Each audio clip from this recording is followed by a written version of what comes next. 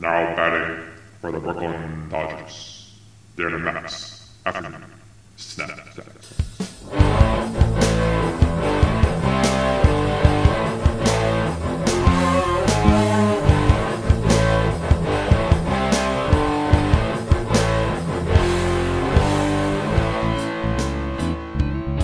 And we are back with the snack. I'm Matt Graney. With me is Dan McEntee. What's up, y'all?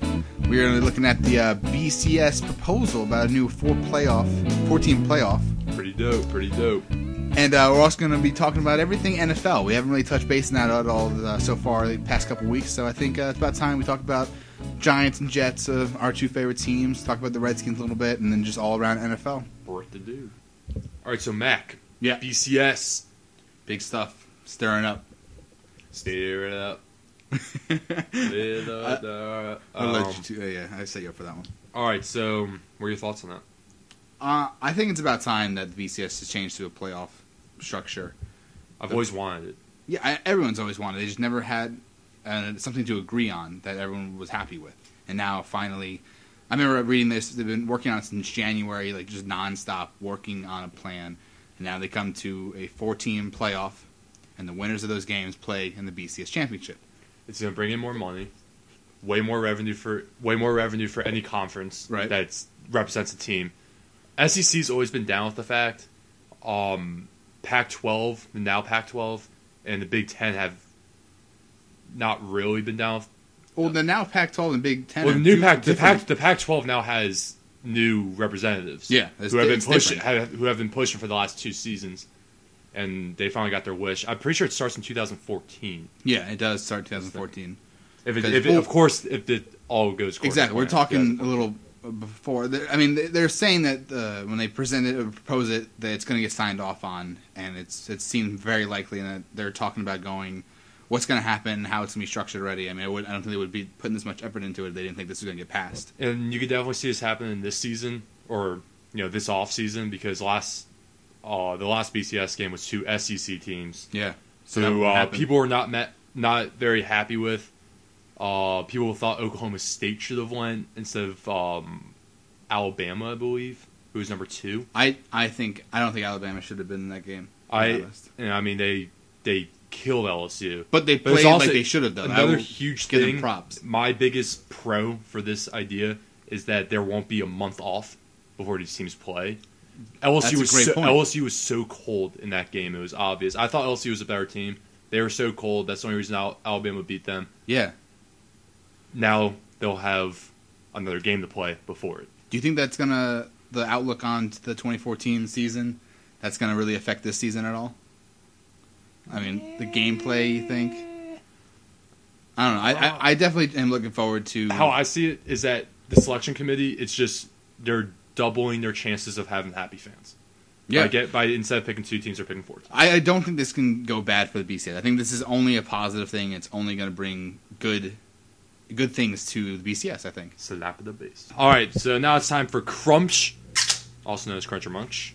First off, shout out to the Heat for winning championship today. Literally just happened as we were recording. LeBron, congratulations. MVP. And also congratulations to the rest of the city of Miami.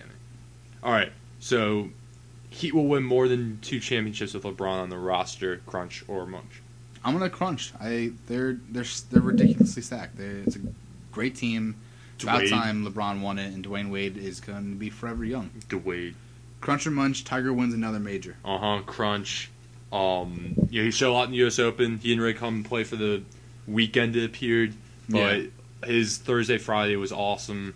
He's got his swing back. I think he will definitely win. I don't think he got a swing back, but I think he's getting there. I think he got a swing back. It's 1 or 2 or 3 more, in my opinion. Okay. Crunch or Munch, Penn State football will have a winning season this year. I'm going to go Munch. I really don't think with Joe Pa and everything that's going on around that school right now. Joe Pa! It's going to be a year that they're just going to have to come together and try their best, but I just don't think it's going to happen. We are! Crunch or Munch, Peralta 8-game suspension was too much. Think about that? I'm going to Munch. Okay. It's pine tar. Yeah.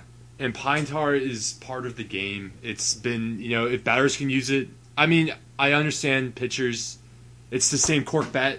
Sosa. Is it the same thing? I don't understand what it does. I don't understand for a pitcher. That's what the first thing that came into my mind was that. But other side of the ball. Can't talk to the ball when you're pitching. All right. Cruncher Munch. Pine tar's there though. It's on the field. Cruncher Munch. Portugal win the Euro Cup, led by Ronaldo.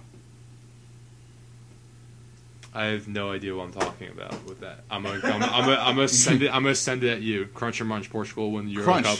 I definitely gonna go Crunch. Ronaldo is ridiculous. No, he's an international player. He's playing great right now. He sucks international.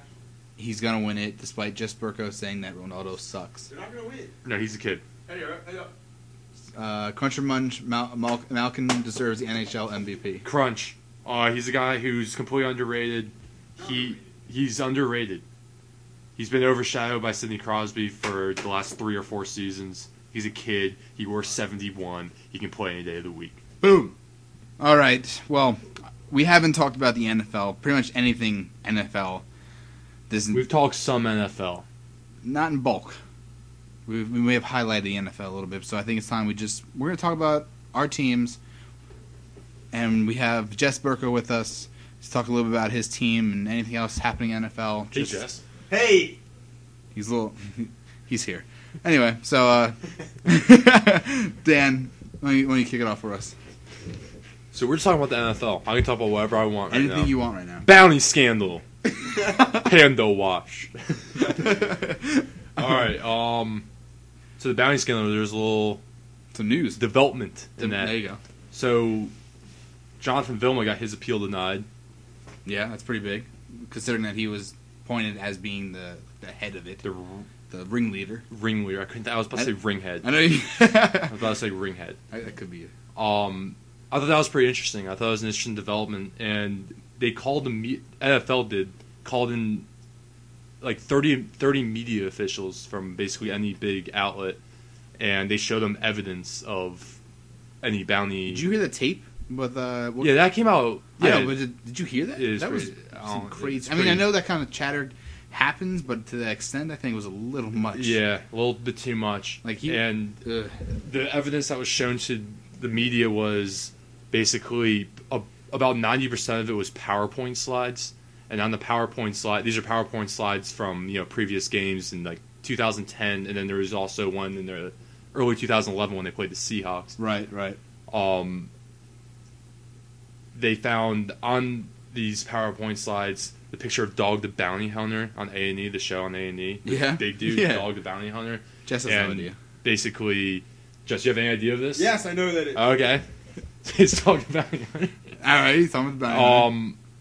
And basically it's like, let's go hunting, let's get our bounty money and all that stuff. So I don't know why they would ever put that in fine print. It was stupid. Yeah, that's shooting yourself in the foot right there. And of course they also had 2 postseasons ago in early 2011 when they played the Seahawks, they said something around the lines of like kill number 17, kill 24. Yeah, and I remember them saying aim 24 for the head. Being Marshawn Lynch, 17 being Mike Williams. And they're saying like number 22, we know he has the ACL injury or the knee injury, so hit that was those Crabtree. hard. Was it Crabtree? Yeah. So and that was a separate game. So that's a separate occasion, and we haven't even talked about the Favre game yet, which is what got everybody's attention. I remember watching that. I was at Jess Berko's house actually. I remember being like just watching that. Yeah. There's something going on, or it wasn't. It wasn't just a hit. It was an unusual game. Yeah. Favre was getting. It was obvious that he was being targeted. Something fishy going on. There was something fishy. I could tell. I think everybody else could tell. Definitely. There was one thing I did want to bring up that I was reading. I go to the New York Jets webpage every day. And I'm pretty sure you do that with your Giants every day too. Just I go in there, read anything I can. Rookies. I know this. I know. It's a 90 player squad right now. Around that, I think it's 90. Yeah, 95 or something like that. 93. Yeah, 90s. Well, aside from that, the Jets have 25 rookies on the roster right now. That seems a little much to me right now. The Giants have 17. Yeah. Which I feel like is... So the Patriots had 14. They had 16, I believe. Was it 16? It was. I know it was lower than the Giants. We just looked this up. We just looked this up. Redskins have 21. So that's considerably high, I guess. I mean, I don't think they're going to make the team, but I feel like if you're having that many rookies work out right now, you're looking for something. Even 4 players. And I think teams are starting to go back to... They're starting to stray away from free agency. They're starting to go more draft, more undrafted guys. I mean, Jets had 7 draft picks, and they've already signed 4 of them. Yeah, guys are getting signed a lot quicker. Yeah. Of course, I'm also thinking back to last season when guys weren't signed until the last second because the CBA thing was going on. Talk about signing Darrelle Revis. I don't know if he's gonna hold out again. I know he is. There's still guys, but he's working out with the team, which I don't understand. Just reach an agreement. Drew Brees still hasn't signed. Well, I'm They're that not surprised giving me. him his money that he deserves. He deserves that money. I'm gonna tell you one reason he deserves that money. Going back to the bounty thing, this guy deserves to get paid because he's gonna go out there, and I mean, I respect Drew Brees. I'm sure defensive guys respect Drew Brees. I'm sure a lot of guys respect him. The guy's earned his respect in the league. Yeah. But he's also going to be a quarterback of a very controversial team right now. And these are guys that, his defense... He's the face of that organization. Yeah, exactly. And he's being pinned for this, but he's the quarterback. There's nothing you can do for him. No, there's no blame on Breeze. It's no blame on Breeze, but it depends how other people see. Now that they're all banged up and they have suspensions... It doesn't look good. And, Peyton's gone, so now it's pretty much all on him. Mm-hmm. Yeah. So, and they aren't giving him his money, which gets me pretty upset. Yeah, I was just going to say that. I agree. That's crazy. Jess, anything you want to just highlight that we haven't talked about? Anything NFL? I got to talk about some Cowboys on this show. We don't have to. We can talk about week 1 last year? We're not going to talk about week 1. We're going to talk about this year. The Cowboys, really, their only weakness last year was their secondary. They gave up way too many big plays.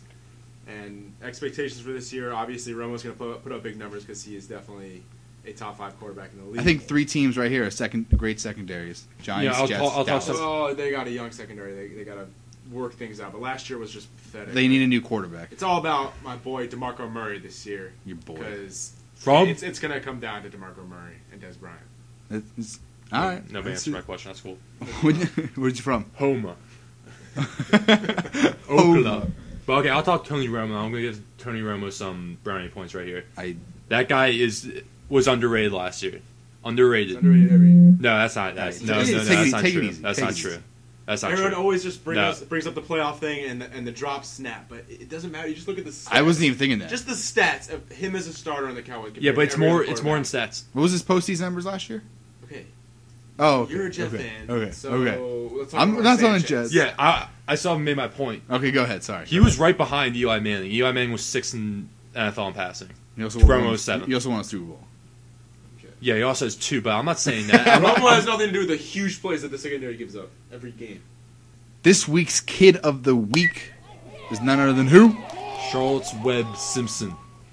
Very nice. I see what you did there. I'm Chris Berman. Good nicknames. Webb Simpson, ladies and gentlemen. Dan the Swami. Webb Simpson played. He came out of nowhere. He definitely hit. He's a kid. You know who else came out of nowhere? Okay, the guy what's he who doing? made the bird sounds in front of the camera. That was stupid. That should be our kid. That kid's not Kid of the Week because it's completely stupid. It was funny for like a second. When the 1 second he was on TV. Webb Simpson's our Kid of the Week because he also had an awesome comeback for that. He had a cool line. And his wife is very nice. His wife is... She's a nice lady. She is. She's a great lady. Join the jail cell, pal. Yeah, he is kind of one of those like little southern dudes. Wake Forest, Demon Deacon right there. Arnold Palmer Scholarship. And kid. He hits a golf ball like a kid. He is a kid. He's a kid. That's all we can say. He's a kid. All right, he played great. Congratulations, Webb Simpson winning the U.S. Open. Kid Stop it. of the week. All right, we're going to wrap it up tonight. But before we go anywhere, LeBron James Popcorn chicken. gets a popcorn chicken out of St. Vincent St. Mary High School. Just ridiculous blocks, ridiculous points. He was all over the court tonight. Congratulations to LeBron James and the Heat and the whole Miami community, the real fans of the Miami Heat. I'm talking to the real fans. All right, well, that about does it for us this week on The Snack. Make sure you follow us on Twitter at After12Snack. Like us on Facebook, and stay tuned for our blog that's going up. We're going to have a site blog. I believe I'm going to have one. Dan's going to do a little Today in History a couple days a week. So look for that. I'm Matt Graney, telling you to keep it on the field. And I'm Dan Mackey, telling you to believe to achieve.